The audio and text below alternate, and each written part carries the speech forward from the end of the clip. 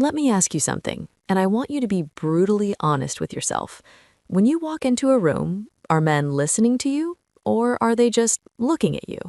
Because there's a difference. One earns attention, the other earns desire. And today, we're going to talk about why so many women confuse the two and end up attracting the wrong kind of men over and over again.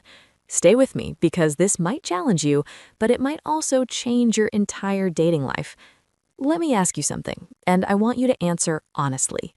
If a man meets two women for the first time, one walks in with quiet confidence, covered, composed, intentional, the other walks in loud, exposed, everything on display. Who do you think he desires, and who do you think he actually respects? Now here's the part most women don't want to admit. The same thing that gets his attention is often the same thing that disqualifies you from his commitment. And if you don't understand that difference, you'll keep attracting men who want your body, but never your future. It's not complicated. When you advertise sex, that's what men respond to. And here's the uncomfortable truth many women don't want to hear. A lot of women sexualize themselves first, then turn around and complain that men only see them as sex objects. Sister, it doesn't work like that. You can't feed the world lust and expect to be served respect in return. Respect starts with presentation. If your body is your primary marketing tool, then you don't get to be surprised when that's all men show up for. Because you don't attract what you want, you attract what you present. A man who is looking for a wife is not chasing the woman who presents herself like she's available to everyone. Because whether we like it or not, people respond to what they see before they discover who you are. If your presentation leads with your body, then most people will respond to your body first. That's not cruelty, that's human nature.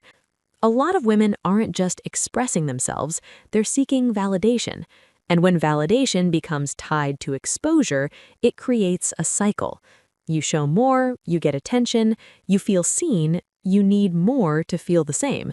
And slowly, without realizing it, you start performing instead of presenting. When your confidence comes from how much attention your body gets, you will always need more exposure to feel validated.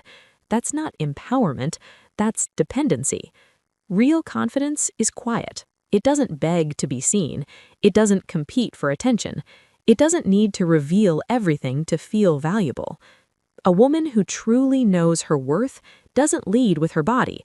She leads with her presence, her standards, her energy. And here's something powerful. Men place value on what feels rare.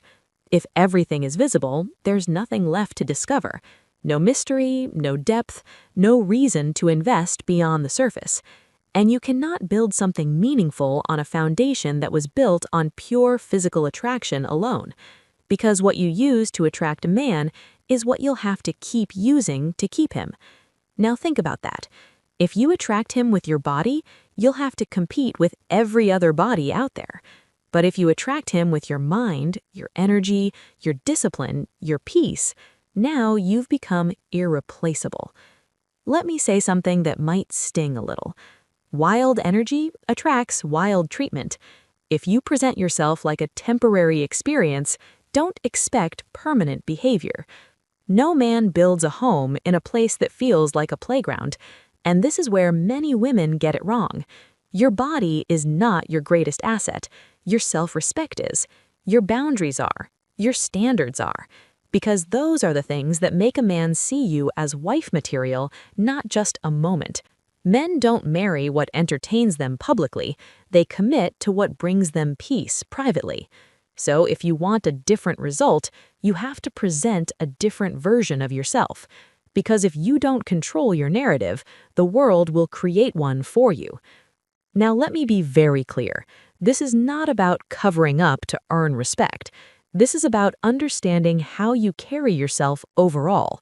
Your energy, your boundaries, your standards, your self-perception. Because a woman can be fully dressed and still lack self-respect, and another can be expressive and still carry depth and boundaries. But when your entire identity is built around being seen, you will struggle to be valued. Now, I want to hear from you.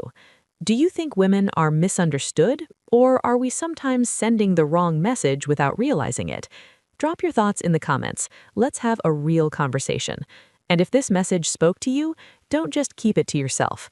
Like this video, share it with a sister who needs to hear this, and subscribe because we're having more of these honest, uncomfortable, but necessary conversations. Until next time, stay grounded, stay classy, and never forget your worth.